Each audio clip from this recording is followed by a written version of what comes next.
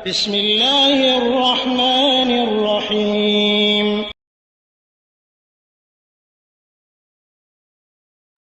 السلام عليكم ورحمة الله وبركاته. إن الحمد لله نحمده ونستعينه ونستغفره ونعوذ بالله من شرور أنفسنا ومن سيئات أعمالنا. من يهده الله فلا مضل له ومن يضلل فلا هادي له، وأشهد أن لا إله إلا الله وحده لا شريك له، وأشهد أن محمدا عبده ورسوله। যাবতীয় হামদ ও সানা মহান রব্বুল আলামিনের জন্য। দরুদ ও সালাম বর্ষিত হোক আমাদের প্রিয় নবী মুহাম্মদুর রাসূলুল্লাহ সাল্লাল্লাহু আলাইহি ওয়াসাল্লামের উপর। সম্মানিত দিনী ভাইরা, আজকের আমাদের আলোচনার বিষয়বস্তু হচ্ছে পিতামাতার প্রতি সন্তানের কর্তব্য।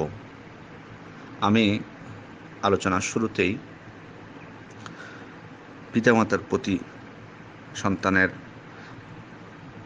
দায়িত্ব এবং পিতামাতার আনুগত্য করা সম্পর্কে আলোচনা করব এবং এই ব্যাপারে কোরআন হাদিস থেকে আলোচনা করার চেষ্টা করব। তারপরে পিতামাতার অবাধ্য হওয়া, হুকুকুল ওয়ালিদাইন যেটা বলা হয় আরবিতে, হুকুক যেটা অবাধ্য হওয়া, তাদের সাথে দুর্ব্যবহার করা, তাদেরকে কষ্ট দেওয়া, এ বিষয়ে আলোচনা করব এবং আমাদের সমাজে অবাধ্যতার কিছু চিত্র আপনাদের সামনে তুলে ধরার চেষ্টা করব এবং এগুলোর কারণ কি এবং এগুলোর সমাধান কিভাবে করা যায় সেটাও চেষ্টা করবো ইনশাআল্লাহ আলোচনার মধ্যে। আল্লাহ যেন আমাদেরকে সেই তৌফিক দান করেন। আমাদের একটি কথা সবসময় মনে রাখতে হবে যে মহান আল্লাহ তাআলার পরে আমাদের এই পৃথিবীতে আমাদের যে অস্তিত্ব, এর জন্য পিতামাতা কিন্তু অনেক ঋণী এবং এই ঋণ কিন্তু অপরিশোধ্য। মহান আল্লাহ তাআলা অনেকবার পবিত্র কোরআনুল কারীমে তার নিজের ইবাদত করার নির্দেশ দেওয়ার পরপরই পিতামাতার প্রতি দায়িত্ব পালনের নির্দেশ দিয়েছেন। যেমন মহান আল্লাহ তাআলা সূরা বনী ইসরাঈলের মধ্যে বলছেন, ওয়াকাদা রাব্বুকা আল্লা তা'বুদু ইল্লা ইয়্যাহু ওয়া বিল ওয়ালিদাইনি ইহসানা। তোমার প্রতিপালক নির্দেশ দিচ্ছেন যে তোমরা তাকে ছাড়া আর কারো ইবাদত করবে না। মহান আল্লাহ তাআলা নির্দেশ দিচ্ছেন যে তাকে ছাড়া, আল্লাহ ছাড়া অন্য কারো ইবাদত করবে না। তারপর কি বলতেছে খেয়াল করুন, ওয়া বিল ওয়ালিদাইনি ইহসানা। তারপর মহান আল্লাহ বলছেন যে পিতামাতার প্রতি সদ্ব্যবহার করবে, পিতামাতার প্রতি সদ্ব্যবহার করবে। তাহলে মানে দেখুন, এই আয়াতে কিন্তু আরও অংশ রয়েছে, আমরা আলোচনার মধ্যে নিয়ে আসবো ইনশাআল্লাহ সেই বিষয়গুলো। তো খেয়াল করে দেখুন যে মহান আল্লাহ আমাদেরকে সৃষ্টি করেছেন কিসের জন্য? তার ইবাদত করার জন্য, এটা আমরা জানি। আর এই ইবাদতের নির্দেশের পরপরই বলতেছেন পিতামাতার সাথে সদ্ব্যবহার করার জন্য। তাহলে বিষয়টা কিন্তু আমরা যতটাই ছোট করে দেখি না কেন, বিষয়টা কিন্তু ছোট নয়, বিষয়টা অত্যন্ত গুরুত্ব রয়েছে। তো যাই হোক, সেজন্য আমাদের উচিত এই বিষয়গুলোকে খেয়াল করা, পিতামাতার তাদের নির্দেশ মান্য করা, তাদের আনুগত্য করা। এটা কিন্তু অনেক সময় আপনাকে নফল মুস্তাহাব ইবাদত ছেড়ে দিয়ে তাদের খেদমত করতে হবে এবং তাদের কথা শুনতে হবে।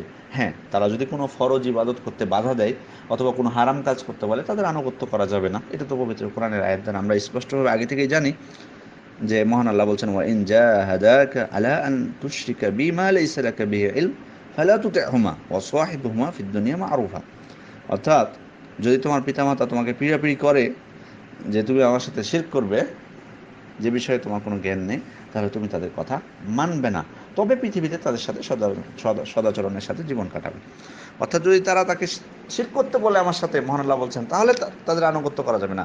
অর্থাৎ হারাম, যে কোনো প্রকার হারাম যদি করতে বলে, তাহলে তাদের আনুগত্য করা যাবে না, তবে দুনিয়াতে তাদের সাথে সদাচরণ করতে হবে এবং নফল যেগুলো, সেগুলো প্রয়োজনে বাদ দিতে হবে। আমরা একটি প্রসিদ্ধ ঘটনা জানি, সহিহ বুখারীর 2482, সহিহ মুসলিমের 2550 নম্বর একটি হাদিস। জুরাইজ নামে বনী ইসরাইলের একজন ব্যক্তি ছিলেন, যিনি অত্যন্ত ইবাদত করতেন, আবিদ ছিলেন। তিনি মাঠের মধ্যে একটি ঘরে আল্লাহর ইবাদত বন্দেগী করতেন। তো একদিন তার আম্মা এসে বাইরে থেকে ডাকলেন, ডেকে বললেন, জুরাইজ, আমি তোমার মা, তুমি কথা বলো। তো ঘটনাক্রমে জুরাইজ তখন নামাজ পড়ছিলেন। তো তিনি মনে মনে বললেন, আল্লাহ, একদিকে আমার মা আর একদিকে সালাত, আমি এখন কি করি? তো তিনি বললেন যে সালাদটা আল্লাহর জন্য, তো আমি তাহলে এটাকেই বেছে নিই। মায়ের দিকে ছাড়া তিনি দিলেন না। এভাবে 3 বার তার মা ডাকলেন এবং 3বারই তিনি দ্বিধাদ্বন্দ্ব করার পর সালাতই পড়ার সিদ্ধান্ত নিলেন।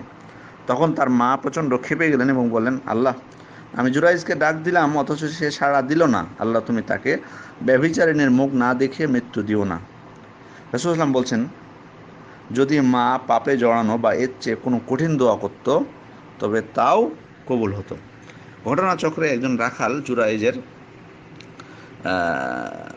ওখানে থাকতো। তো গ্রামের একজন মহিলা মাঠে বের হলে ওই রাখাল তার সাথে ব্যভিচার করে এবং মেয়েটি গর্ভবতী হয়ে যায় এবং একটি শিশু প্রসব করে। তো গ্রামবাসী তাকে এ বিষয়ে প্রশ্ন করলে মেয়েটি বলে, ওই মহিলা বলে যে এই জুরাইজ এর জন্য দায়ী, জুরাইজ আমার সাথে খারাপ কাজ করেছে। তো তখন গ্রামবাসী তার সেই ঘরে আক্রমণ করলেন। তো অবস্থা দেখে জুরাইজ 2 রাকাত সালাত আদায় করে আল্লাহর কাছে কাঁদা করে শিশুর কাছে এসে তার মাথায় হাত দিয়ে প্রশ্ন করলেন, তোমার পিতাকে? শিশু তখন বলল যে অমুক রাখাল। তো যাই হোক, আল্লাহ তাকে রক্ষা করলেন। দুগ্ধপোষ্য শিশুর মুখে কথা শুনে গ্রামবাসী জুরাইজের বুজুর্গে বুঝতে পারলেন এবং অনুতপ্ত হলেন এবং তারা বললেন যে তাকে ঘর নির্মাণ করে দেবেন স্বর্ণ দিয়ে, বা আরও অনেক কথা বলেছিলেন। যাই হোক, আমরা সেই আলোচনায় যাচ্ছি না। তো দেখুন যে জুরাইজ যদি আলেম হতেন তাহলে বুঝতেন যে নামাজ চালিয়ে যাওয়ার চেয়ে মায়ের ডাকে সাড়া দেওয়াটা বেশি জরুরি ছিল, কারণ এর নফল নামাজ ছিল। কিন্তু তার ভাগ্য ভালো যে মা শুধু ব্যভিচারিণীর মুখ দেখার দোয়া করেছিলেন। যদি আরও কঠিন দোয়া করতেন তাহলে কিন্তু আর বাঁচার উপায় থাকতো না। আমরাও বাস্তব জীবনে অনেক সময় কোনটা ফরজ যে আইন, কোনটা নফল, কোনটা, এগুলো কিন্তু পার্থক্য করি না। দাওয়াতি ক্ষেত্রে বলুন বা জিহাদের ক্ষেত্রে বলুন, পিতামাতার যে একটা দায়িত্ব আছে বা আমাদের নিজের জীবনের কিছু ফরজিয়াত আছে, ফরজে আইন যেগুলো, সেগুলোর থেকে অনেক সময় ফরজে কিফায়া যেগুলো, সেগুলোকে গুরুত্ব দিই বা অনেক সময়। এটি হাদিস যদি আমরা লক্ষ্য করি, রাসূলুল্লাহ সাল্লাল্লাহু আলাইহি ওয়াসাল্লাম থেকে বর্ণিত হয়েছে সহিহ সূত্রে, সহিহ বুখারীর 3004 এবং সহিহ মুসলিমের 2549 নম্বর হাদিস। যা রাজুলুন ইলা নবী সাল্লাল্লাহু আলাইহি ওয়াসাল্লাম ফাস্তা'যানাহু ফিল জিহাদ। এক ব্যক্তি রাসূলের কাছে এসে জিহাদে অংশগ্রহণের অনুমতি প্রার্থনা করলেন। তিনি বললেন, রাসূলুল্লাহ সাল্লাম বললেন তাকে, আহাইয়ুন ওয়ালিদাক, তোমার পিতামাতা কি জীবিত আছে? তো সাহাবী বললেন যে হ্যাঁ। তখন তিনি তাকে বললেন, ফাফিহিমা ফাজাহিদ, তোমার পিতামাতাকে নিয়ে তুমি জিহাদ করো, তাদের ক্ষেত্রে তুমি জিহাদ করো, তাদের আনুগত্যের জন্য, তাদের সেবা শুশ্রূষায় তুমি জিহাদ করো। তো এই হাদিসটি কিন্তু আমাদের জন্য অনেক শিক্ষা রয়েছে, তাহলে কত গুরুত্বপূর্ণ পিতামাতার সেবা করা। তাহলে কিন্তু আমরা কিন্তু এটা থেকেই অনেকটা উপলব্ধি করতে পারি। সুনান আবু দাউদের একটা হাদিস বর্ণিত হয়েছে, সুনান ইবনে মাজাতে, শেখ আলবানী হাদিসটিকে সহিহ বলেছেন। একজন ব্যক্তি রাসূলুল্লাহ সাল্লাল্লাহু আলাইহি ওয়াসাল্লামের নিকট আগমন করে বললেন, আমি হিজরতের বায়াত করতে আপনার নিকট এসেছি এবং আমার আগমনের সময় আমার পিতামাতা কাঁদছিলেন, তারপরেও আমি চলে এসেছি। তখন রাসূলুল্লাহ সাল্লাল্লাহু আলাইহি ওয়াসাল্লাম বললেন, ইরজি আলাইহিমা ফাআদহিকহুমা কামা আবকাইতাহুমা, যেমন কাঁদিয়ে এসেছো এবার তাদের কাছে ফিরে যেয়ে তেমনি তাদেরকে হাসাও। তাহলে এই হাদিসগুলো কত গুরুত্বপূর্ণ আমরা কিন্তু একবার কি ভেবে দেখেছি? পিতামাতার খিদমতের একটি বিশেষ দিক হলো তাদের জন্য অর্থ ব্যয় করা। আল্লাহ তাআলা বলছেন, ইসআলুনাকা মাযা ইউনফিকুন কুল মা আনফাকতুম মিন খাইরিন ফালিল ওয়ালিদাইনি ওয়াল আকরাবিন ওয়াল ইয়াতামা ওয়াল মাসাকিন ওয়া ইবনিস সাবিল। তারা আপনাকে প্রশ্ন করছে যে কি ব্যয় করবে। আপনি বলে দিন, তোমরা কল্যাণকর যা কিছু ব্যয় করবে তা পিতামাতা, আত্মীয় স্বজন, পিতৃহীন অনাথগণ, এতিমগণ, দরিদ্রগণ এবং মুসাফিরের জন্য। তো এখানে দেখুন, মুমিনের ব্যয়ের প্রথম খাতই বলা হয়েছে পিতামাতা। যদিও পিতামাতার অধিকার আছে সন্তানের সম্পদে, নিজেদের ভরণ পোষণের অর্থ তারা সন্তানের সম্পদ থেকে দাবি করে বা জোর করেও নিতে পারেন। যদি তাদের সামর্থ্য না থাকে, পিতামাতার যদি সামর্থ্য না থাকে ভরণ পোষণের, তাহলে তারা প্রয়োজনে সম্পদ দাবি করতে পারেন সন্তানের থেকে এবং জোর করেও নিতে পারেন। রাসূলুল্লাহ সাল্লাল্লাহু আলাইহি ওয়াসাল্লাম বলছেন, ইন্না আত'য়াবা মা আকালা রাজুলু মিন কাসবিহি ওয়া ইন্না ওয়ালাদাহু মিন কাসবিহি ফাকুলু মিন কাসবি আওলাদিকুম। নিজের উপার্জন থেকে আহার করাই হচ্ছে সবথেকে পবিত্রতম আহার, আর মানুষের সন্তান তার নিজের উপার্জন, কাজে তোমরা তোমাদের সন্তানদের উপার্জন থেকে ভক্ষণ করবে। হাদিসটি সুনানে নাসাইতে 4449 নম্বর হাদিস। হাদিসটি সুনান আবু দাউদ এবং ইবনে মাজাতেও আছে। শেখ আলবানী হাদিসটিকে সহিহ বলেছেন। তো তাহলে এই হাদিস থেকে বোঝা যাচ্ছে, দেখুন যে আমাদের সম্পদে আমাদের পিতামাতার অধিকার রয়েছে। তারা যদি তাদের সামর্থ্য না থাকে, চলাফেরা করতে না পারে, ভরণ পোষণ না করে, প্রয়োজনে তারা আমাদের সম্পদ থেকে আমাদের অনুমতি ছাড়াই নিতে পারে, এটি তাদের অধিকার। তাহলে কত গুরুত্বপূর্ণ! তাহলে দেখুন, সুবহানাল্লাহ, এগুলো যদি আমরা খেয়াল করি, আজকে আমরা পিতামাতার অবাধ্য হই। আজকে আমি এখন অবাধ্য সম্পর্কে কিছু হাদিস আপনাদেরকে বলবো। উকুকুল ওয়ালিদাইন যেটাকে বলা হয়, উকুক বলতে আমরা কি বুঝি? উকুক হলো অবাধ্য হওয়া। আর অবাধ্য শুধুমাত্র কি অবাধ্য হওয়া? আমরা হয়তো বলবো যে অবাধ্য হওয়া মানে তারা কিছু বললো আমরা শুনলাম না, শুধু কি এটাই নিষেধ, আর কিছু নিষেধ নেই? না, আছে। উকুক বলতে অবাধ্য হওয়া যেমন, তেমনই তাদেরকে যে কোনো ভাবে তাদেরকে কষ্ট দেওয়া, তাদের সাথে দুর্ব্যবহার করা, তাদের খেদমতে অবহেলা করা, এগুলো কিন্তু উকুকের অন্তর্ভুক্ত। আর এগুলো সবগুলো উকুকের অন্তর্ভুক্ত হবে। আর এই উকুক সম্পর্কে তাহলে রাসূল সাল্লাল্লাহু আলাইহি ওয়াসাল্লাম কি বলছেন আমরা একবার খেয়াল করি। রাসূল সাল্লাল্লাহু আলাইহি ওয়াসাল্লাম বলছেন এক হাদিসে, সহিহ বুখারী 6920 নম্বর হাদিস। রাসূল সাল্লাল্লাহু আলাইহি ওয়াসাল্লামকে জিজ্ঞেস করা হয়েছিল সব থেকে কঠিনতম পাপ কি? তখন তিনি বলেছিলেন প্রথমে আল্লাহর সাথে শিরক করা। তারপর জিজ্ঞেস করা হলো তারপর কি? তারপর তিনি বললেন পিতামাতার অবাধ্য হওয়া। খেয়াল করুন, আমরা আলোচনা শুরুতে আপনাদেরকে একটি আয়াত বলেছি যেখানে আল্লাহ তাআলা তার ইবাদত করার নির্দেশ দিচ্ছেন, তারপর পরেই পিতামাতার সাথে সদাচরণ করার নির্দেশ দিয়েছেন। আর এখানে দেখুন যে সব থেকে বড় পাপ হচ্ছে শিরক করা। আল্লাহর ইবাদত করার বিপরীত কি? তার সাথে শিরক করা। আর তারপর পরই ওখানে যেমন আল্লাহ তাআলা ইবাদতের পরপরই পিতামাতার সদাচরণ নির্দেশ দিলেন, এখানে তেমনি শিরকের গুনাহ বলার পরপরই রাসূল সাল্লাল্লাহু আলাইহি ওয়াসাল্লাম বললেন যে সব থেকে বড় গুনাহ হলো পিতামাতার অবাধ্য হওয়া। তাহলে খেয়াল করুন, সুবহানাল্লাহ, আজকে যদি আমরা এগুলো চিন্তা করি, আমরা কোথায় আছি? তিন প্রকার ব্যক্তির কথা বলা হয়েছে যারা জান্নাতে প্রবেশ করবে না, কিয়ামতের দিন আল্লাহ তাদের দিকে তাকাবেন না। তার মধ্যে এক প্রকার হলো পিতামাতার অবাধ্য যারা পিতামাতার অবাধ্য। সুতরাং বিষয়গুলোকে সহজভাবে কখনোই নেবেন না। আমরা আপনাদের সামনে কিছু চিত্র তুলে ধরবো সমাজে যে সমস্ত পিতামাতার অবাধ্য হওয়ার এবং তাদের সাথে দুর্ব্যবহার করা, কোনগুলোকে উকুক বলা হবে। শুধু কি পিতামাতার কথা না শোনা সেগুলো না, কি আমরা আলোচনা করব যাতে আমাদের কাছে বিষয়টি স্পষ্ট হয়। উকুকের মধ্যে, অবাধ্যতার মধ্যে একটা অংশ হলো যে পিতামাতাকে কথার মাধ্যমে হোক বা কাজের মাধ্যমে হোক তাদেরকে কাঁদানো, তাদেরকে কষ্ট দেওয়া, তাদেরকে চিন্তিত করে ফেলা, এটা কিন্তু একটা মারাত্মক অন্যায়। এটাও কিন্তু উকুক যেটা বলা হয়েছে হাদিসে, সেটারও অন্তর্ভুক্ত হবে, তাদেরকে কাঁদানো। দ্বিতীয় হলো যে তাদেরকে ধমকানো, উঁচু গলায় উঁচু স্বরে কথা বলা। অথচ আপনাদের সামনে আমি একটি আয়াত তেলাওয়াত করেছি, যে আয়াতে মহান আল্লাহ বলেছেন ওয়ালা তানহারহুমা ওয়া কুল লাহুমা কওলান কারীমা, তাদেরকে ধমক দিও না। ওয়ালা তানহারহুমা বলা হয়েছে তোমরা তাদেরকে ধমক দিবে না, তাদের সাথে সম্মানজনক বিনম্র কথা বলবে। তাহলে এটাও কিন্তু একটা অন্তর্ভুক্ত। তারপরে বিরক্তিভাব প্রকাশ করা। কোনো কিছু হয়তো যদি নির্দেশ দেন পিতামাতা, তাহলে বিরক্ত প্রকাশ করবে এবং বলবে উফ। এই কথাটাই কিন্তু কোরআন নিষেধ করা যায়, ফালা তাকুল লাহুম উফিন, তোমরা উফ বলো না। তোমরা কি উফ বলো না, সামান্যতম বিরক্তি প্রকাশ করবে না, এটাই মানে নির্দেশ দেওয়া হয়েছে। তারপরে হচ্ছে মুখ গোমড়া করে থাকা। অনেকে, এটা কিন্তু বাস্তব। আপনারা, আমি যে কথাগুলো বলবো আজকে, সেগুলো যদি চিন্তা করে দেখুন, সবসময় চিন্তা করবেন আপনারা সকলকে বলতেছি কথাটা, ছোট থেকে বড় থেকে শুরু করে সবাইকে, যে চিন্তা করে দেখুন যে এগুলো বলতেছি এগুলো আমাদের মধ্যে আছে কিনা। প্রথমত আমরা যেন চিন্তা করি, যদি থাকে আল্লাহর কসম করে বলছি আজকে থেকে এগুলো আমাদেরকে দূর করতে হবে, না হলে কিন্তু আমরা এই হাদিসের অন্তর্ভুক্ত হয়ে যাব, যে হাদিসে আল্লাহ রাসূল বলেছেন যে সব থেকে কঠিন গুনাহ হলো আল্লাহর সাথে শিরক করা, তারপর হলো পিতামাতার অবাধ্য হওয়া। চিন্তা করে দেখবেন এগুলো আমাদের মধ্যে আছে কিনা। পিতামাতার সামনে মুখ গোমড়া করে থাকা, আবুস।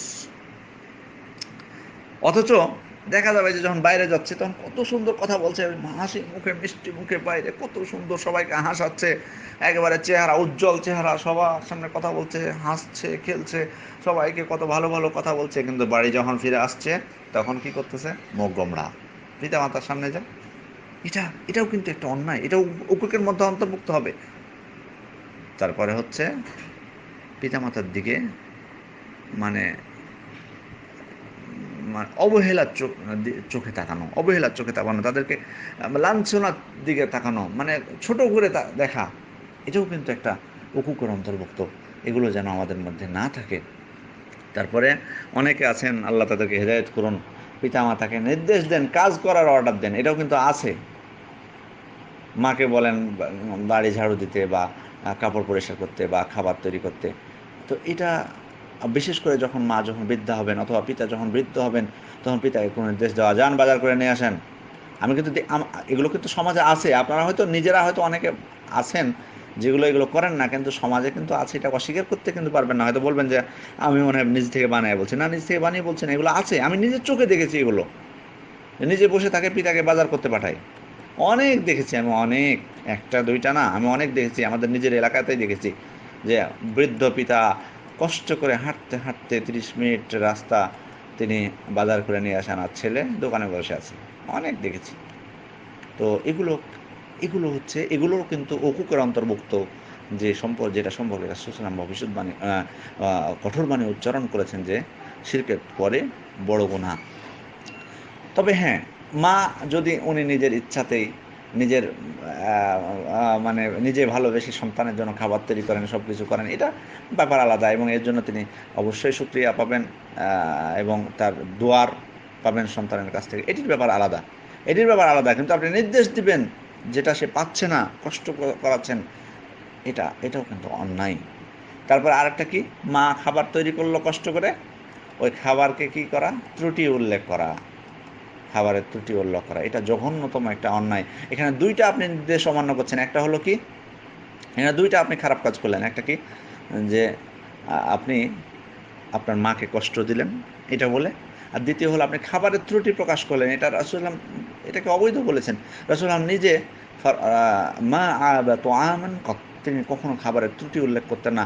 ইনা আজাবাহু আকালা, যদি ভালো লাগতো তিনি খেয়ে ফেলতেন, ওয়াইল্লা তারাকুহু, না হলে তিনি পরিত্যাগ করতেন সেটা।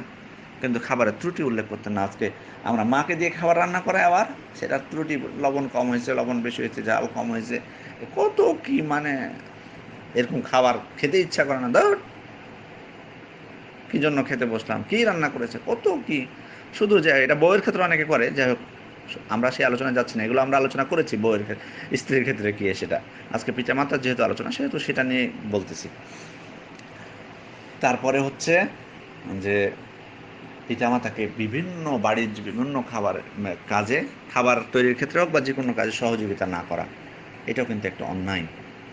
আজকে আমাদের অনেকজনকে দেখা যায় জিনিসটা, অনেক মহিলাদেরকে দেখা যায় যে তার মা রান্না করতেছে, অথচ সে পায়ের উপরে পা দিয়ে টিভি দেখতেছে, কোনো খেয়ালই নাই। অনেক ছেলেকেও দেখা যায় যে বাড়ির বাইরে আড্ডা দিচ্ছে, পিতা কত কষ্ট করতেছে, আর সে খেলে বেড়াচ্ছে, আড্ডা দিচ্ছে, কোনো হিসাব নেই। আরেকটি অন্যায়, পিতামাতা যখন কথা বলবে তখন তাদের দিকে না তাকানো। আছে, অনেকে আছে, পিতামাতা কোনো কথা বলছে, ভালো কিছু তাকে উপদেশ দিচ্ছে বা কিছু বলছে, মুখ অন্যদিকে করে আছে।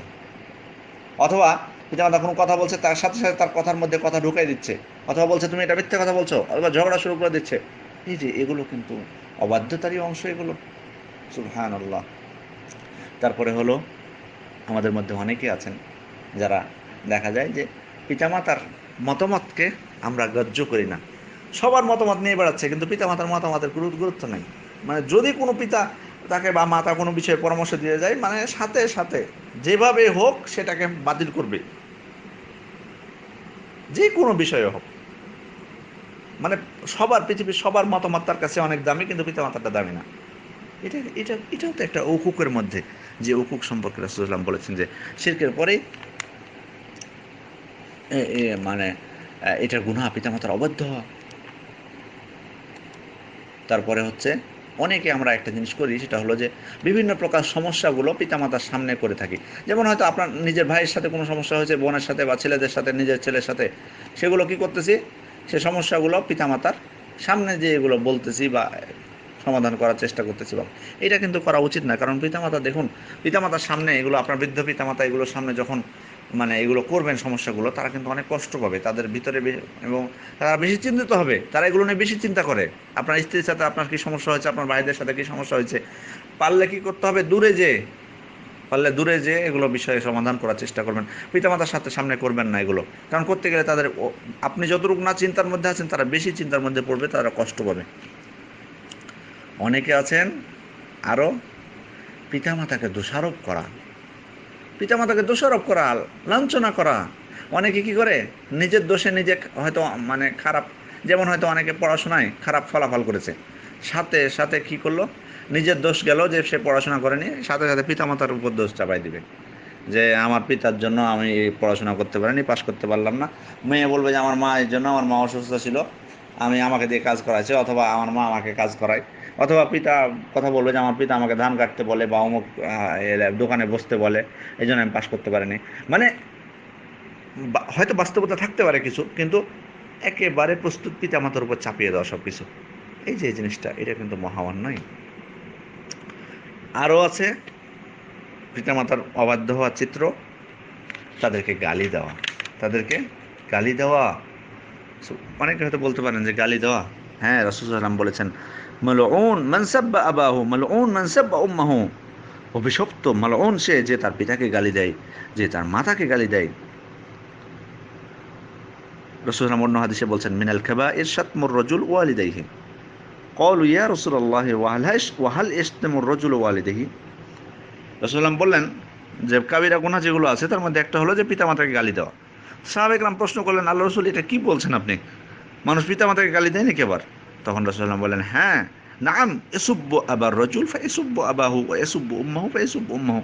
হ্যাঁ, কোনো ব্যক্তি যখন অন্য ব্যক্তির পিতাকে গালি দেয়, তখন সেই ব্যক্তি প্রথম গালিদাতার পিতাকে গালি দেয়। অনুরূপভাবে যখন সে কারো মাতাকে গালি দেয়, তখন দ্বিতীয় ব্যক্তি তার প্রথম ব্যক্তির মাতাকে গালি দেয়। অর্থাৎ আপনি কারো পিতাকে তুলে গালি দিলেন, তখন ওই ব্যক্তিও তো আপনার পিতাকে গালি দেবে। তো এটা আপনার পিতাকে গালি দেওয়া হলো, তার পিতাকে কেন আপনি গালি দিয়ে যাবেন? সে যে আপনার পিতাকে গালি দিল, এটা তো আপনার জন্যই দিল, আপনি তার পিতাকে গালি দিয়েছেন বলে আপনাকে দিচ্ছে, বিধায় এর জন্য আপনি দায়ী। আর এটা আপনার নিজের পিতাকে গালি দেওয়া হলো। সুতরাং নিজের পিতাকে গালি দেওয়া এটাও কিন্তু একটা উকুকের অন্তর্ভুক্ত। তারপরে হচ্ছে অনেকে করেন কি, হারাম জিনিসপত্র বাড়ির মধ্যে প্রবেশ করান।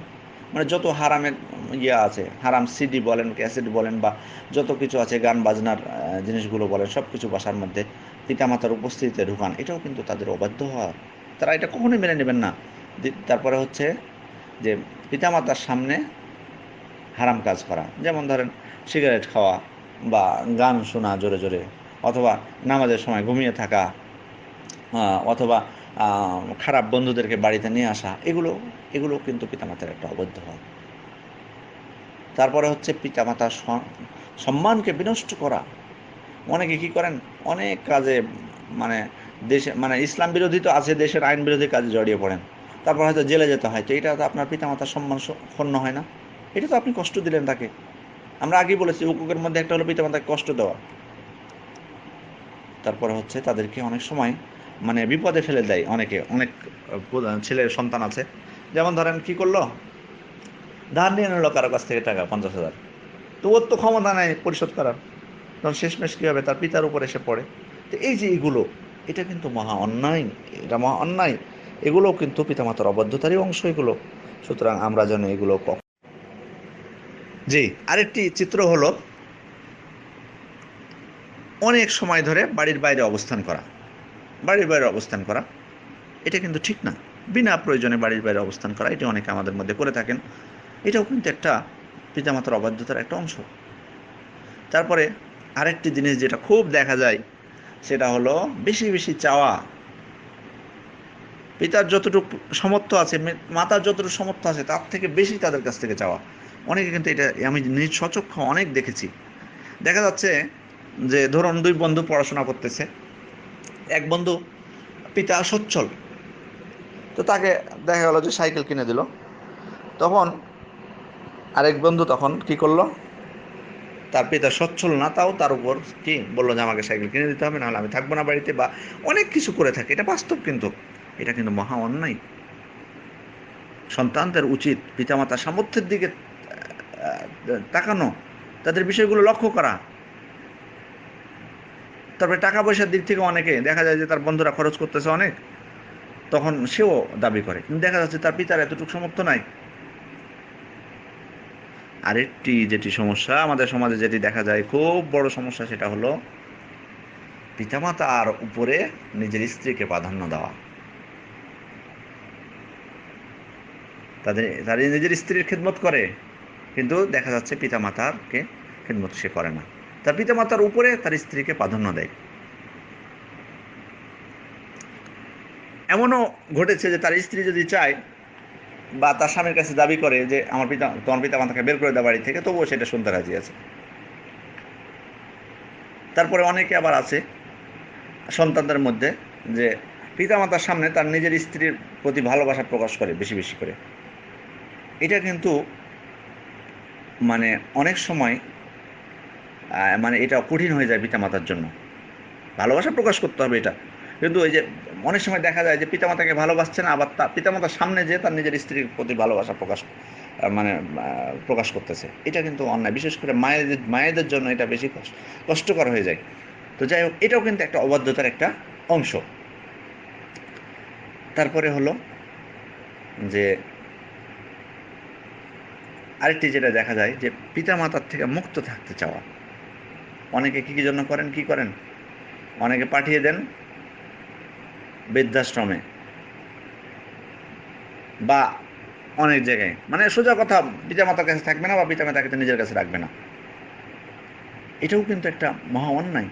এটাও কিন্তু উকুকুল ওয়ালিদাইনের অন্তর্ভুক্ত। পিতামাতার অবাধ্যতার একটা, তার প্রতি নির্যাতন, তারপরে কষ্ট দেওয়ার এটা অন্তর্ভুক্ত। তারপরে আরও দেখা যায় সেটা হলো পিতামাতাকে মারে অনেকে। এটা অবশ্যই একেবারে নিচু মনের ছাড়া করে না এটা। তারপরেও মানে সমাজে যেহেতু আছে, আপনারা তো মানে হয়তো সচক্ষে দেখেছেন, আবার পেপার পত্রিকাতে দেখতে পান। এগুলো তো সচক্ষেও দেখা যায় অনেক সময়। তারপরে হলো যে তাদের ব্যয় করার ক্ষেত্রে বখিলতা করা। নিজে হয়তো দেখা যাচ্ছে যে খরচ করতেছে, কোনো সমস্যা নেই, কিন্তু যখন পিতামাতার জন্য খরচ করা তখন বখিলতা। ভালো কাপড় না দেওয়া বা ভালো খাবার না দেওয়া বা এইরকম অনেক কিছু, বা না দেওয়া টোটালি। আবার অনেকে আছে দেয় ঠিকই, কিন্তু সেটা দিয়ে খোটা দেয়, খোটা দেয়। এটা কিন্তু মহা অন্যায়। এটা তো স্বাভাবিক, এমনি দানের ক্ষেত্রে এটা উচিত না, মানুষকে দান করার পর খোটা দেওয়া, এটা তো এমনিতেই কোরআন নিষেধ আছে। তারপরেও যদি সেটা হয় পিতামাতার প্রতি খরচ করার পর তাদেরকে কোনো কথা বলে, মানে ও যে একটু দয়া করেছে বা ইহসান করেছে সেজন্য এভাবে মানে কষ্ট দেওয়া বা খোটা দেওয়া, এটা কিন্তু মহা অন্যায়, এটা কিন্তু উচিত নয়। অনেকে আছেন আবার পিতামাতার থেকে চুরি করেন, পিতার সম্পদ থেকে টাকা নিয়ে নেন। অথবা দেখা যাচ্ছে যে বৃদ্ধ হয়ে গেছে, অত খেয়াল নাই যে কত টাকা রাখলো, অথবা কোন জায়গায় রাখতে হবে অতটা হুঁশ নাই, আর এই সুযোগে সন্তানরা এটা সুযোগ গ্রহণ করে। অথবা অনেক সময় হয়তো দেখা যায় যে কোনো কাজে পাঠালো পিতা, হয়তো কাজ হলো 10,000 টাকার, এসে বললো যে 15,000 টাকা লেগেছে। এই যে এগুলো কিন্তু হুকুকের অন্তর্ভুক্ত। আপনি মিথ্যা কথা বললেন, এটাও কিন্তু একটা অবাধ্যতার একটা অংশ এটা। তারপরে আরেকটা জিনিস দেখা যায় সেটা হলো অনেকে নিজে কষ্টের মধ্যে পড়েন, বিপদ আপদে পড়েন, তবে পিতামাতার সামনে এসে একটু বেশি করে প্রকাশ করেন তার কষ্টটা একটু বেশি করে প্রকাশ করেন। এটাও কিন্তু একটা অন্যায়, বিশেষ করে মায়ের সামনে। কারণ তারা মানে নিজেদের যতই বিপদ হোক না কেন, সন্তানের যদি কোনো বিপদ দেখেন বা কষ্ট দেখেন, তারা বেশি চিন্তিত হন, যে কারণে তাদের সামনে কিন্তু নিজের কষ্ট কথা গোপন করারই চেষ্টা করতে হবে।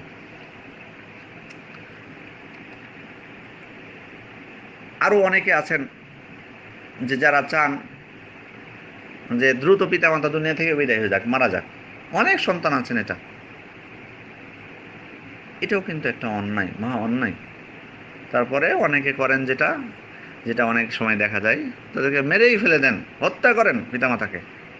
তো যাই হোক, এগুলো হলো সামান্য কিছু চিত্র আপনাদেরকে আমি বললাম পিতামাতার অবাধ্য হওয়ার, যেগুলো আমাদের সমাজে আছে। আরও আছে, কিন্তু মানে এটা বলার কারণ হলো অনেকে মনে করেন যে হয়তো মানে পিতামাতার অবাধ্য হওয়া মানে তার কথা না শোনা, এটুকুই না, এগুলো এর মধ্যে অন্তর্ভুক্ত হবে।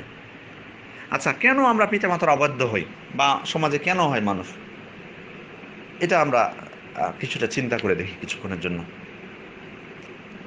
প্রথমত, অজ্ঞতা। এটার কিন্তু একটা বড় কারণ। পিতামাতার সাথে সদাচরণ করতে হবে, তার কতটুকু দায়িত্ব, এগুলো না বোঝা, এগুলো কিন্তু একটা কারণ পিতামাতার অবাধ্য হওয়া। তাদের মর্যাদা কতটুকু, তাদের সামনে যে বিরক্তি প্রকাশ করা যাবে না, বা এই যে জিনিসগুলো আমরা অনেক সময় জ্ঞানীরাই তো করে ফেলি। তো যারা মূর্খ, যারা বুঝে না এগুলো, যাদের জ্ঞান নাই, ওরা মনেই করে না এটাকে যেটা পিতামাতার অবাধ্য হওয়া। এরকমও আছে। যেমন আজকে হয়তো আমি আপনাদের সামনে কিছু পয়েন্ট বললাম, আমাদের অনেক ভাইয়ের হয়তো জানা নাই যে এগুলো পয়েন্টগুলো যে পিতামাতার অবাধ্য হওয়ার মধ্যে পড়বে, এটা হয়তো অনেকে মনেই করেন না। তো এরকমই কিন্তু অনেকে আছেন যে পিতামাতার সাথে কীভাবে কথা বলতে হবে বা কী করতে হবে এটা কিন্তু জানেন না। তো এটা একটা কারণ, অজ্ঞতা। তারপরে হচ্ছে যে এর জন্য অনেক সময় পিতামাতাই দায়ী হতে পারেন। পিতামাতাই অনেক সময় দায়ী হতে পারেন, অর্থাৎ সন্তানকে সঠিকভাবে প্রতিপালন না করা ছোট থেকে। তাদেরকে এমনভাবে প্রতিপালন করেছেন যে সারা পিতামাতার হকই বুঝতে পারে না যে পিতামাতা কীভাবে শ্রদ্ধা করবে, তাদের কীভাবে সদাচরণ করবে। এটা ওই জন্য অনেক সময় পিতামাতা নিজেরাই দায়ী হতে পারেন।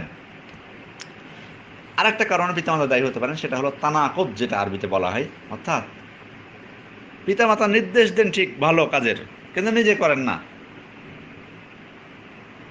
যেমন আমি একটা বাস্তব ঘটনা বলি আপনাদেরকে, আমি নিজের চোখে দেখেছি সেটা। একদিন আমি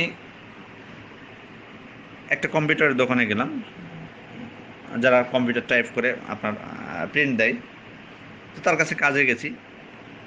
তো ছেলেটা সিগারেট খাচ্ছে, ধূমপান করতেছে। এমন সময় তার দোকানের পাশ দিয়ে তার পিতা বের হয়েছে।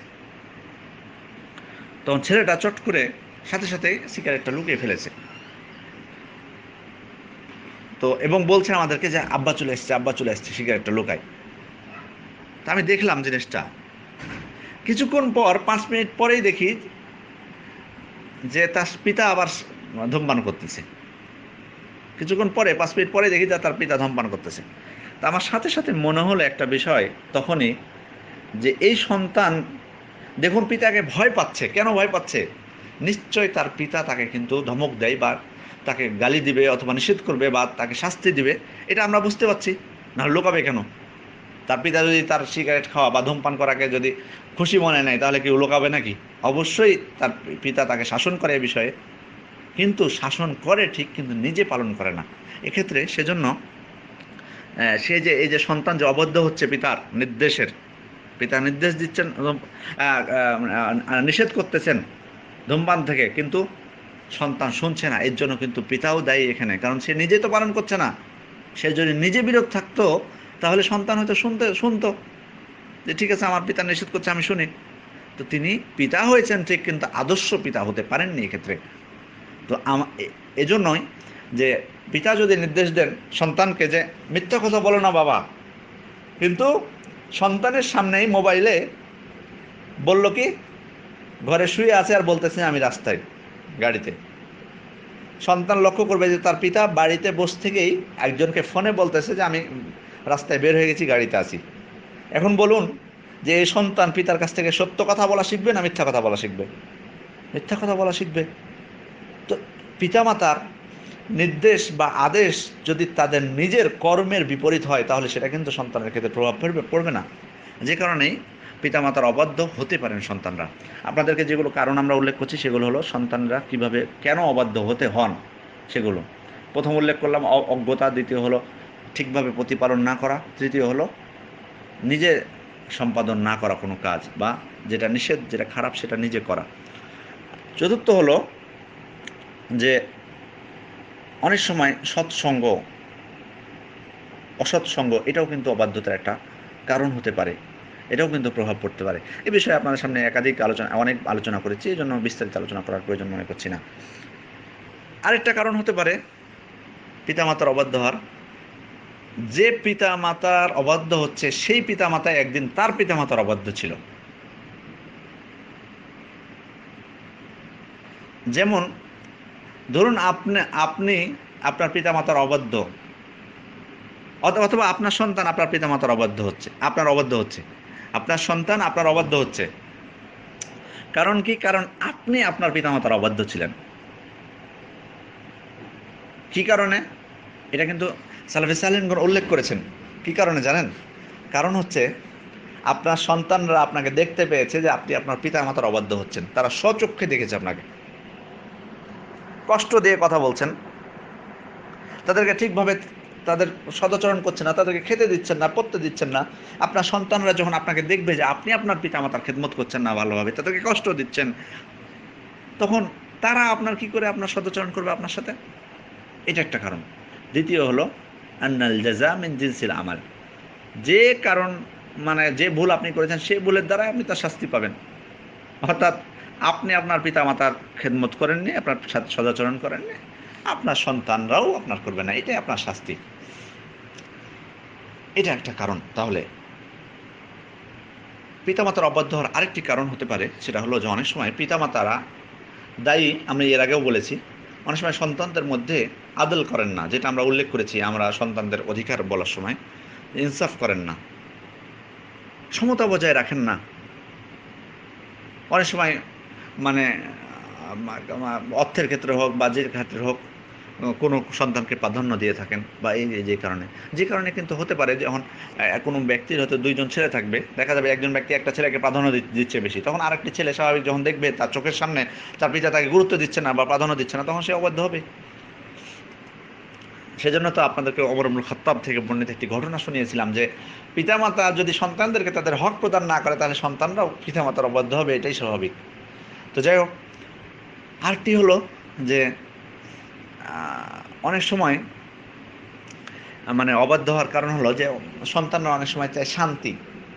বৃদ্ধ পিতামাতা থাকবে সাথে, ঝামেলা, ওদেরকে সেবা করতে হবে, খাওয়াতে হবে, পড়াতে হবে, সুখ শান্তি করে একটু থাকবো স্ত্রী সন্তানদেরকে নিয়ে, এটা পাচ্ছি না, এটা অনেকে ভাবে। এই জন্য পিতামাতার অবাধ্য হয়, তাদেরকে বৃদ্ধাশ্রমে পাঠায়, এখানে পাঠায়, ওখানে পাঠায়, মানে কত কি করে, বাড়ি আলাদা করে দেয়, অনেক কিছু। আরেকটি হলো যে কারণ হতে পারে, সেটা হলো যে পিতামাতা অনেক সময় কারণ হতে পারে। মানে পিতামাতার তাদের তবিয়তটা, মানে তাদের প্রকৃতিটা অনেক সময় কঠিন হয়, যে কারণে তারা যখন আদেশ করেন কোনো, তখন অত্যন্ত মানে কঠোরতার সাথে।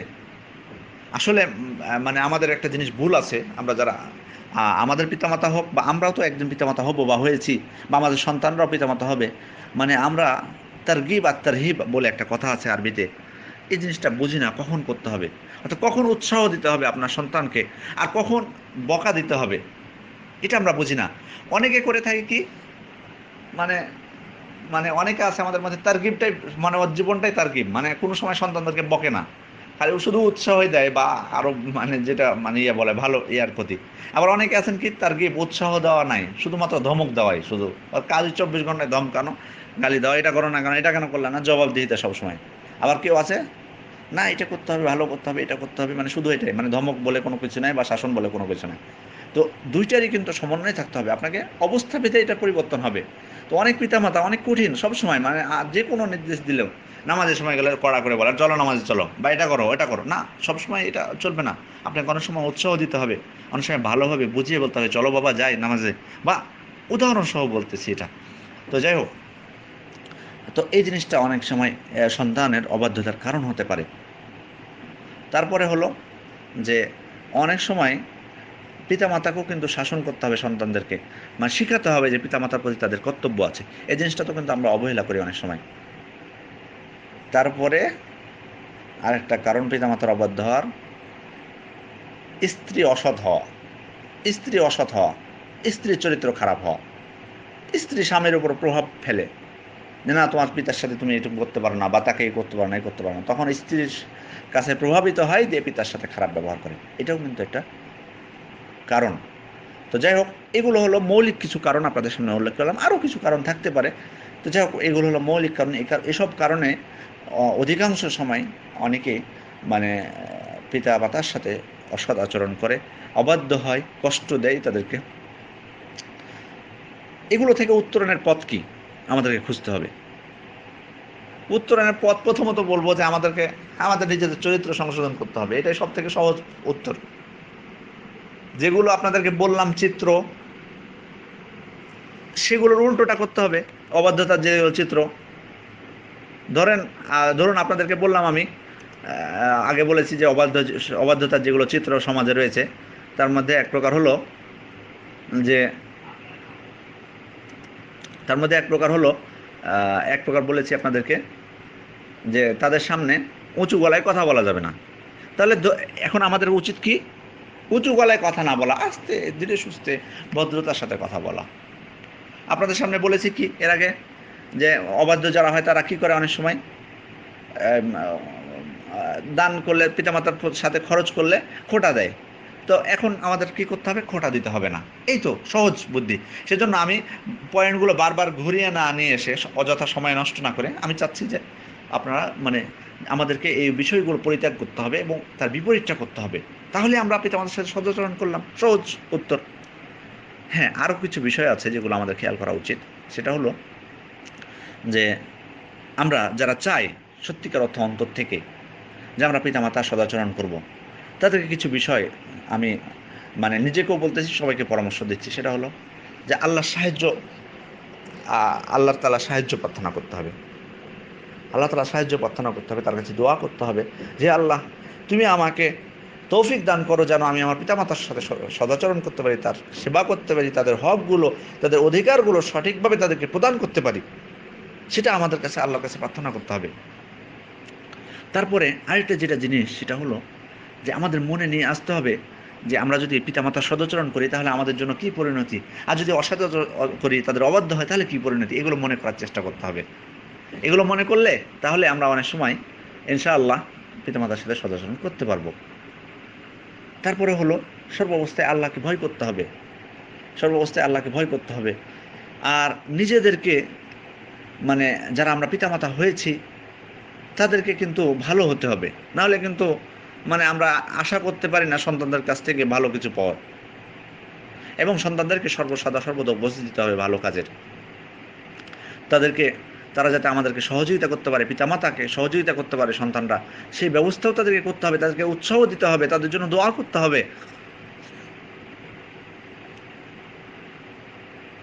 তারপরে যেটা, সেটা হলো যে সন্তানের উচিত, আমরা যারা চাই পিতামাতার সাথে সদাচরণ করতে, তারা একবার মানে নিজেদেরকে, আমরা যারা সন্তান আছি তারা নিজেদেরকে একবার চিন্তা করে দেখুন যে আপনি আপনার নিজেকে পিতামাতার স্থানে চিন্তা করুন।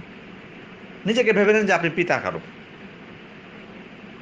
যারা আমরা পিতা হতে পারিনি এখনো, মূলত তাদেরকে উদ্দেশ্য করে বলছি কথাটা।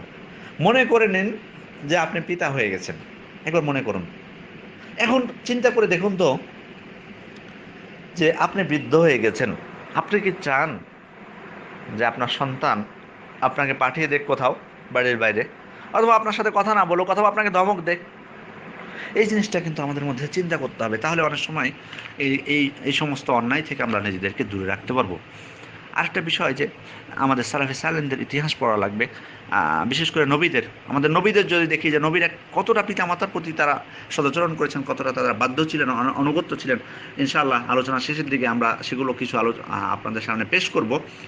কিন্তু এইগুলো যদি আমরা ইতিহাস পড়ি তাহলে অনেক সময় নিজের মধ্যে পরিবর্তন আসতে পারে। আর মানে একটা সবসময় চিন্তা করতে হবে যে আমার পিতামাতা যদি আমি সদাচরণ করি, তাদের সাথে ভালো ব্যবহার করি, তাদের অবাধ্য না হয়, তাহলে তারা কত খুশি থাকে। তাদেরকে আমরা চাই না তাদেরকে খুশি রাখতে। এখন আপনাদের সামনে যে বিষয়টি নিয়ে আলোচনা করব সেটি হচ্ছে, এগুলো আমরা আলোচনা করলাম সাধারণভাবে, যেটা বাস্তব পরিপ্রেক্ষিতে যেটা ঘটে থাকে। আমরা এখন আলোচনা করব আপনাদের সামনে যে জিনিসটা হয়ে থাকে সমাজে, সেটা হলো যে কিভাবে নিজের স্ত্রী আর পিতামাতার মধ্যে সমন্বয় করবেন। কিভাবে নিজের স্ত্রী এবং পিতামাতার মধ্যে সমন্বয় করবেন। হতে পারে যেমন অনেক সময় স্ত্রী থাকে কি মানে মানে সে চায় না যে মানে আপনি আপনার পিতামাতার সেবা করুন। আল্লাহকে কম ভয় পায়, ঈমান নাই। আবার কিছু কিছু ক্ষেত্রে দেখা যাচ্ছে যে এদিকে স্ত্রীর সমস্যা, দিয়ে পিতামাতা অনেক কঠোর প্রকৃতির, তারাও ছাড় দিতে চায় না। এই সময় কি করবেন আপনি? এখানে তো সমস্যা। এখানে আপনি কি করবেন? কি সমাধান করবেন? এখানে আপনি আপনার পিতার অবাধ্য হবেন, তাদের সাথে খারাপ আচরণ করবেন পিতামাতার, আর স্ত্রীকে সন্তুষ্ট রাখবেন, নাকি আপনার পিতামাতাকে সন্তুষ্ট করবেন, স্ত্রী যা হবে হবে এরকম? না, এটা না। সব থেকে যেটা বড় বুদ্ধিমানের কাজ হলো, বা যেটা হলো, সেটা হলো উভয়টার মধ্যে সমন্বয় করা। উভয়কে কীভাবে সন্তুষ্ট রাখবেন সে চিন্তাটা করতে হবে। আমাদেরকে করতে হবে। শরীয়ত কিন্তু আমাদেরকে এই শিক্ষাগুলো দিয়েছে। এক্ষেত্রে সবারই কিন্তু মানে উচিত মানে নমনীয় হওয়া কিছুটা। এখানে আমরা আসি যে এ অবস্থায় একজন ছেলে কি করতে পারে, মানে সমস্যা, তার স্ত্রীর এদিকে সমস্যা, এদিকে পিতামাতারও সমস্যা। এক্ষেত্রে যেটা উচিত হলো যে সন্তানকে তাদের পিতামাতার প্রকৃতিটা বুঝতে হবে এবং সবসময় দৃঢ় প্রতিজ্ঞ হতে হবে আগে থেকে, বিয়ের আগে থেকে, যে বিয়ের পরে আমি আমার পিতামাতার সাথে সম্পর্ক ছিন্ন করব না কোনো অবস্থাতেই, যদিও আমার পিতামাতা কঠোর হোক না কেন। এবং চেষ্টা করতে হবে একটা জিনিস, যে পিতামাতার সামনে, এর আগে আমরা কিন্তু বলেছি অবাধ্যতার একটা চিত্র, যে পিতামাতার সামনে স্ত্রীর কে ভালোবাসা প্রকাশ করা, বেশি বেশি ভালোবাসা হয়, এটা যেন না হয়। কারণ এটা কিন্তু সহ্য করতে পারে না। এটা কিন্তু বাস্তব কথা আপনাকে বলতেছি। আপনি ধরুন আপনার পিতামাতা বসে আছে, একটা উদাহরণ আপনাদেরকে বলতেছি, বসে আছে, আপনি কি করলেন, বাজার থেকে ফল কিনে নিয়ে আসলেন, নিয়ে এসে ওদের সামনে আপনার স্ত্রীকে বললেন, ধরো খাও, তোমার শরীরটা খারাপ, তোমার শরীরটা দুর্বল হয়ে যাচ্ছে, নাও এটা খাও। এই যে এই কাজটা করলেন, এটা কি ঠিক হলো? না, এটা আপনি ঠিক করলেন না। আপনি ভালোবাসা প্রকাশ করলেন তাদের চোখের সামনে, বিশেষ করে যখন তারা কঠোর প্রকৃতির হবেন। বিশেষ করে মা কিন্তু, মেয়ে মানুষ কিন্তু একটু অন্যরকম। ছেলেরা অনেক সময় এগুলোকে ছাড় দিতে পারে, কিন্তু মেয়েরা পারে না। এটা কিন্তু আপনার ভুল হলো, যে কারণে কোনো ছেলের উচিত হবে না এই ধরনের কর্মকাণ্ড করা। যদি প্রয়োজনও হয় এরকম কৌশলের সাথে করতে হবে। আমি এটার কথা বলছি না খাবারের ক্ষেত্রে, কোনো ক্ষেত্রে। হ্যাঁ, আপনি আপনার স্ত্রীকে ভালোবাসবেন, বিভিন্নভাবে ভালোবাসা প্রকাশ করতে পারেন, কিন্তু আপনি যদি এই কাজ করেন তাহলে তো অসন্তুষ্ট হবেই। সেজন্য চেষ্টা করতে হবে তার পিতামাতাকেও মানে এমন কাজ না করা যে তার পিতামাতার সামনে তার ভালোবাসা। আবার তার স্ত্রীর ক্ষেত্রেও আপনাকে ইনসাফ করতে হবে, তার প্রতি যেন জুলুম না হয়। মানে আপনি আপনার পিতাকে সন্তুষ্ট করতে যে আপনি স্ত্রীর প্রতি জুলুম করে ফেলবেন না, এটা যেন না হয়। ধরুন আপনার পিতা বা মাতা আপনাকে কোনো অভিযোগ দিল যে এই তুমি বিয়ে করেছো অমুক মেয়েকে বা অমুকের মেয়েকে, ওরা তো আমাকে এই করলো, ওই মেয়ে তো আমাকে এই করেছে, ওই করেছে। তখন আপনি কি করলেন? আপনার পিতামাতাকে সন্তুষ্ট করার জন্য স্ত্রীকে যে যা তা ইচ্ছা বলে ফেললেন। কিন্তু আপনার উচিত ছিল তদন্ত করে দেখা যে সত্যিকার অর্থে আপনার স্ত্রী কাজগুলো করেছে কিনা বা বলেছে কিনা। সেজন্য তো আপনি যদি এটা না করেন তাহলে এটা কিন্তু আপনি ইনসাফ করলেন না আপনার স্ত্রীর ক্ষেত্রে। আপনাকে আগে বিষয়টা ভালোভাবে বুঝতে হবে, উভয় পক্ষের কাছ থেকে শুনতে হবে যে ঘটনা কি ঘটেছে, তারপরে আপনি বুঝতে পারবেন, আপনি যদি বুদ্ধিমান হন যে সমস্যা কোথায়, তারপর আপনি সমাধান করবেন। আর আবার অনেক সময় কিছু বিষয় আছে আপনাদেরকে বলি যেটা বাস্তব, কিন্তু এগুলো, সেটা হলো যে পিতামাতাকে আপনি এই অবস্থায় আপনি আপনার স্ত্রীকে, ধরুন উদাহরণস্বরূপ বলতে পারি যে আপনি বাজার থেকে কোনো একটা কিছু কিনে নিয়ে আসবেন, নিয়ে এসে আপনার স্ত্রীকে বলবেন যে যাও আব্বা আম্মার কাছে, যে আব্বা আম্মাকে যে হাদিয়াটা দাও। তো এভাবে দেখা যায় যে ধরুন আপনার স্ত্রীকে আপনি দিলেন হাদিয়াটা, আপনার স্ত্রী যে ও শ্বশুর শাশুড়িকে যে দিল হাদিয়াটা, এটাতে কিন্তু অনেক সময় তাদের মনটা কিন্তু নরম হতে পারে, এবং তার প্রতি খারাপ ধারণা থেকে কিন্তু দূর হতে পারে এই জিনিসগুলো। তো এগুলো আমরা করতে পারি, এগুলো তো আসলে শিখিয়ে দেওয়ার বিষয় না, কিন্তু অনেকে হয়তো অনেক সময় এগুলো হুঁশ থাকে না বা আমরা খেয়াল করি না। তো এগুলো করতে পারি আমরা। তারপরে আরেকটা যেটা পথ এখানে, একটা ছেলের জন্য যে ভূমিকা, সেটা হলো স্ত্রীকে অনেক সময় বোঝাতে পারি আমরা, দেখো আজকে আমি এই পিতামাতার মাধ্যমে এই দুনিয়াতে এসেছি, আল্লাহ আমাকে দুনিয়াতে নিয়ে এসেছেন, আমি তাদেরই অংশ, সুতরাং তাদের কোনো অবমাননা হোক বা এটা হোক, আমি এটা চাই না। সুতরাং তুমি কিছুটা কষ্ট সহ্য করো, তুমিও তো একদিন মা হবা, তুমিও তো, তোমারও সন্তান হবে, তুমি একদিন বৃদ্ধ বয়স হবে তোমার, তুমিও তো ওরকম হতে পারো, তোমার ছেলে মেয়েরা যদি তোমাকে তখন গুরুত্ব না দেয় তখন কি হবে। এভাবে স্ত্রীকে বোঝানোর চেষ্টা করতে হবে বিষয়গুলো। তারপরে স্ত্রীর কিন্তু ভূমিকা এখানে রাখা উচিত। স্ত্রী কিন্তু এখানে পারে অনেক কিছু করতে,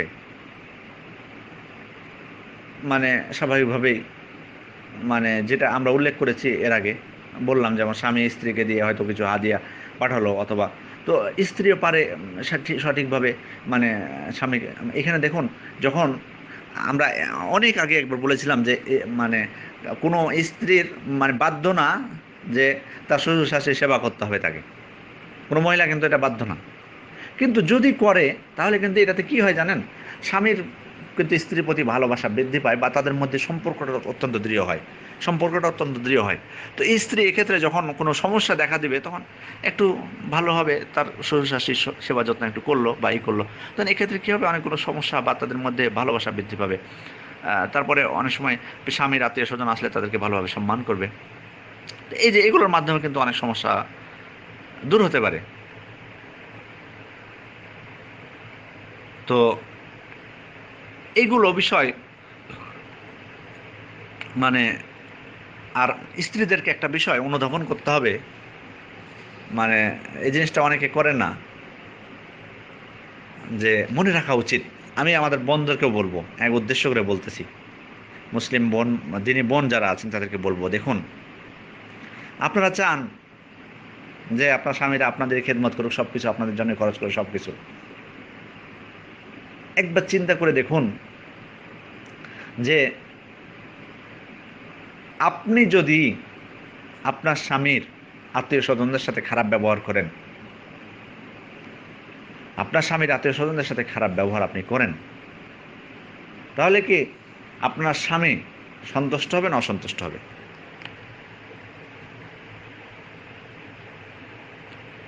অবশ্যই অসন্তুষ্ট হবে। আপনার আত্মীয় স্বজনদের সাথে, বোনেরা আপনারা খেয়াল করবেন, আপনার আত্মীয় স্বজনদের সাথে আপনার স্বামী যদি খারাপ ব্যবহার করে, আপনি এটাকে ভালো হিসাবে নেবেন? সহ্য করতে পারবেন আপনি? আপনার পিতামাতার সাথে আপনার স্বামী যদি খারাপ ব্যবহার করে, আপনি কি এটা সহ্য করতে পারবেন? কখনোই পারবেন না। কথাই তো সহ্য করতে পারে না। মহিলারা অনেক সময় মেয়েদেরকে যদি তাদের ভাইয়ের ব্যাপারে কোনো অভিযোগ করা হয়, সত্য, পিতামাতা দূরের কথা, ভাইয়ের অভিযোগটা সহ্য করতে পারে না। তাহলে আজকে খেয়াল করুন বোনেরা, যে আপনার ভাই সম্পর্কে যখন আপনার স্বামী কথা বলে আপনার পিতামাতা, তখন আপনি সহ্য করতে পারেন না, তাহলে তার পিতামাতা সম্পর্কে বা তার ভাই সম্পর্কে আপনি যখন খারাপ ব্যবহার করবেন তাদের সাথে, সে কি করে সহ্য করবে? আরেকটা কথা বলি, আবার অন্য দিক থেকে চিন্তা করে দেখুন তো, যে আজকে আপনি আপনার স্বামীর পিতামাতার সাথে খারাপ ব্যবহার করতেছেন, আপনি কি চান আপনার ভাইয়ের স্ত্রী আপনার পিতামাতার সাথে খারাপ ব্যবহার করুক? আপনি আপনার স্বামীর পিতামাতার সাথে খারাপ ব্যবহার করলেন, আপনি কি চান আপনার ভাইয়ের স্ত্রী আপনার পিতামাতার সাথে খারাপ ব্যবহার করুক? নিশ্চয় চাবেন না। যদি শুনতে পান তাহলে তো ওরে বাবা রে, কোন বউ বিয়ে করে তুই নিয়ে আসলি, ভাইকে একবারে দমক দিবেন। তো বিয়ে করে নিয়ে আসলি, এক্ষেত্রে আপনি খেপে গেলেন, কিন্তু আপনি নিজেও আপনার স্বামীর পিতামাতার সেবা করছেন না, বা সেবা সেবা সরি মানে তা সেবা করতে দিচ্ছেন না, তাদের প্রতি সদাচরণ করবে এটা সহ্য করতে পারছেন না, তাহলে এই উল্টোটা কেন হচ্ছে? আপনার নিজেরটা দিয়ে বিবেচনা করুন। সেজন্য আমি সকল মুসলিম বোনকে বলতেছি, আমি আমার নিজের বোনদেরকেও এইভাবেই বলি, যে তোমরা স্বামীদের ক্ষেত্রে, স্বামীরা তোমাদের, আমার দুলাভাইয়েরা বা আমার ভগ্নিপতিরা যখন বাড়িতে তার পিতামাতার সাথে সদাচরণ করতে চাবে, কিছু দিতে চাবে, এগুলোতে বাধা সৃষ্টি করো না। কারণ তোমরা কি চাও তোমার ভাই এটা করুক বাড়িতে? আমি আমার পিতামাতার সাথে এটা করি, তোমরা কি চাও? এটা চাও না, কিন্তু ওখানে কেন চাও তাহলে? সেজন্য আপনাদেরও কিন্তু অনেক দায়িত্ব রয়েছে এক্ষেত্রে, কিন্তু আপনাদেরও দায়িত্ব রয়েছে। শুধু আপনারা মনে করেন যে আমরা ছাড় দিচ্ছি না, আপনারা অনেক সময় এগুলো সমাধান অনেক সময় আপনাদের হাতেও থাকে। আজকে আমি মাদেরকেও বলবো, সেজন্য আমার বক্তব্যটা আজকে আমি অনুরোধ করব আপনাদের সবাইকে, যে প্রত্যেকটা শ্রেণীর সবাইকে যেন, ছোট থেকে নিয়ে বড় বৃদ্ধ পর্যন্ত সবাইকে যেন শোনানো হয়। একেবারে যাদের বুঝার বুঝ হয়েছে, মানে আমার কথা বুঝতে পারে, এই ধরনের বয়স থেকে নিয়ে একেবারে শেষ পর্যন্ত, বৃদ্ধ পর্যন্ত সবাই যেন আমার বক্তব্যটা শুনেন। আপনারা সবারই কিন্তু এখানে কর্তব্য আছে বেশ কিছু, এগুলো সমাধান করতে সবারই কর্তব্য আছে। আজকে যারা মা হয়েছেন, যারা বৃদ্ধ হয়েছেন, তাদেরকেও বলবো, আপনাদেরকে খেয়াল করতে হবে। আপনারা কষ্ট করে সন্তানকে মানুষ করেছেন ঠিক, কিন্তু আপনারা বড় হয়ে অনেক সময় আপনাদেরকে হেদায়েত করুন আল্লাহ, অনেক সময় এই জিনিসটা মনে হচ্ছে ভুলে যান। মানে এমন কিছু কীর্তিকলাপ আপনারা করেন যে আপনাদের যে যত কষ্ট করেছেন সারা জীবন সন্তানের জন্য, এটা মনে হচ্ছে মানে একেবারে নিষ্ফল হয়ে যাবে। এটা অনেকে করে থাকেন, এটা বাস্তব দেখা যায়। অন্যায় করে থাকেন আপনাদের সন্তানদের প্রতি আপনারা, অসম্ভব, এটা উচিত নয় করা।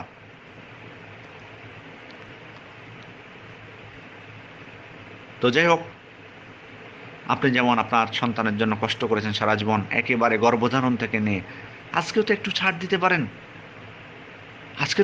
দিতে পারেন। আপনারা যদি হয়ে যান, আপনার ছেলেটা কি অবস্থা হবে?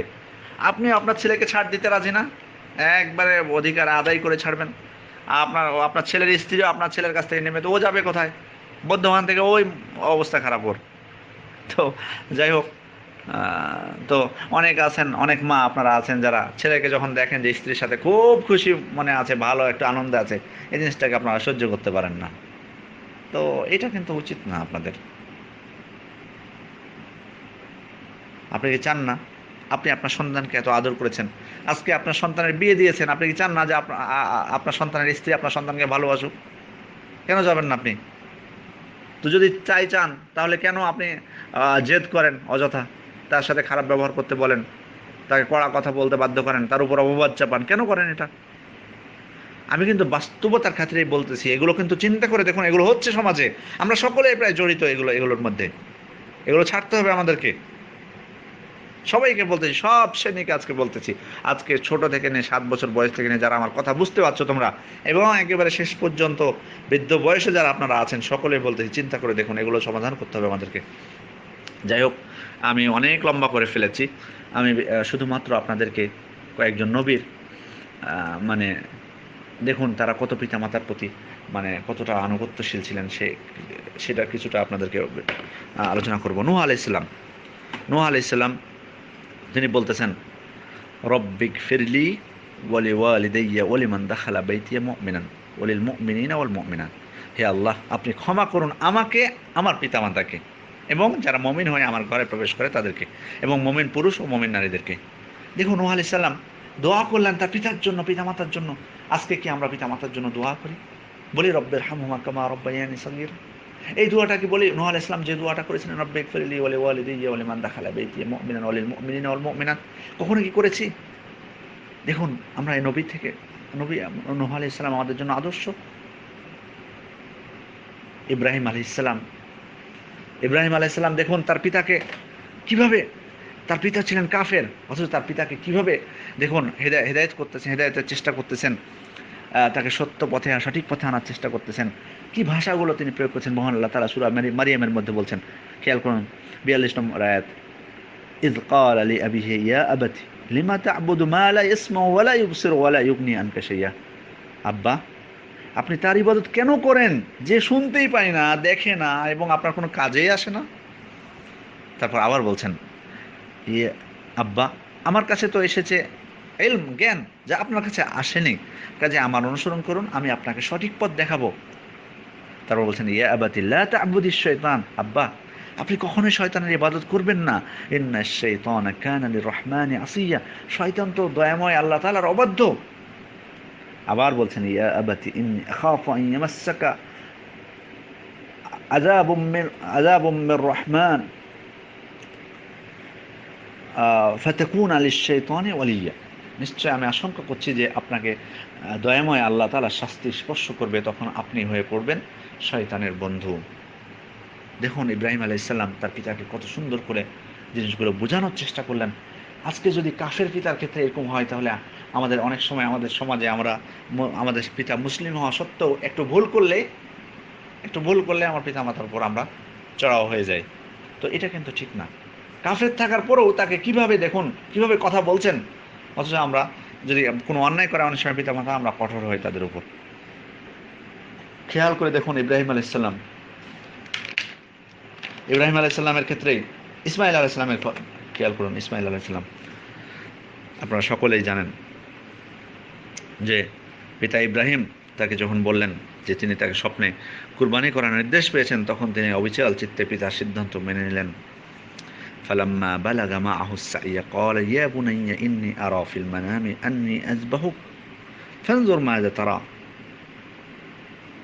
যখন ইসমাইল আলাইহিস সালাম তার পিতার সাথে কাজ করবার মতো বয়সে উপনীত হলেন, তখন ইব্রাহিম আলাইহিস সালাম বললেন, হে বৎস, আমি স্বপ্নে দেখেছি যে আমি তোমাকে জবাই করতেছি, এখন তোমার মতামত কি বলো? কি অবস্থা, কি আপনারা যদি চিন্তা করেন, দেখুন তো নিজেদের জীবনে চিন্তা করে যে পিতা সন্তানকে বলতেছে আমি তোমাকে জবাই করতেছি, বলো এবার তোমার মতামত কি? পুত্র কি সুন্দর করে উত্তর দিচ্ছেন, ইয়া আবাতি ইফআল মা তু'মার সাতাজিদুনি ইনশাআল্লাহু মিনাস সাবিরিন। হে আমার পিতা, আপনাকে যে আদেশ দেওয়া হয়েছে তা আপনি করুন, আল্লাহ ইনশাআল্লাহ আমাকে ধৈর্যশীলদের মধ্যে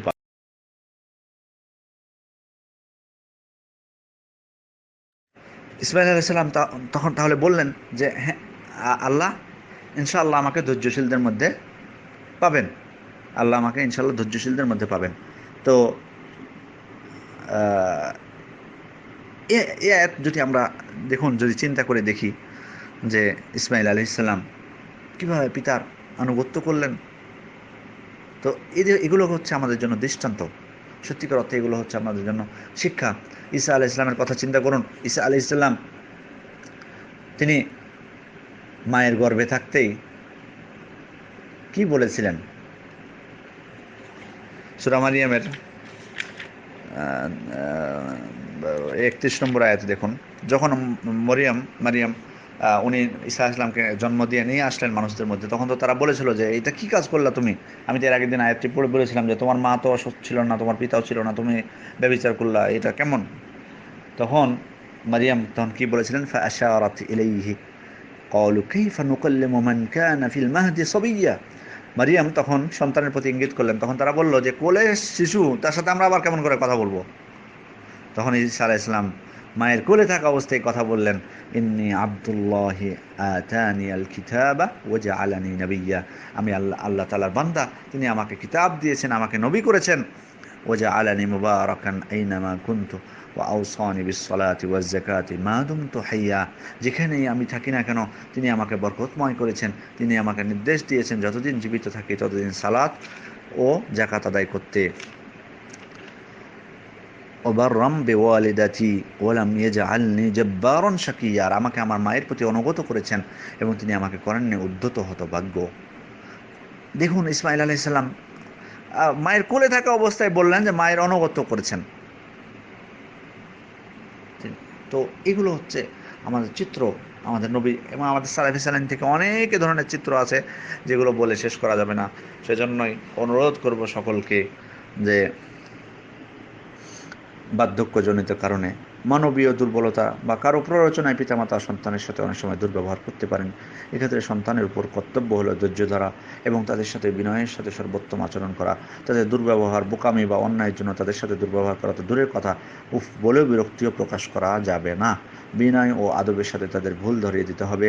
তারা যতই দুর্ব্যবহার করুক না কেন তাদের সাথে সাধ্যমতো বিনয় প্রকাশ করতে হবে, ভালো ব্যবহার করতে হবে, তাদের সেবা করতে হবে। মুমিনের যথাসাধ্য আন্তরিক চেষ্টার পরেও কোনো কারণে পিতামাতা যদি বিরক্ত হয় সেজন্য দুশ্চিন্তা করতে হবে না, কারণ মুমিনের অন্তরে কী আছে আল্লাহ তাআলা ভালোভাবেই জানেন।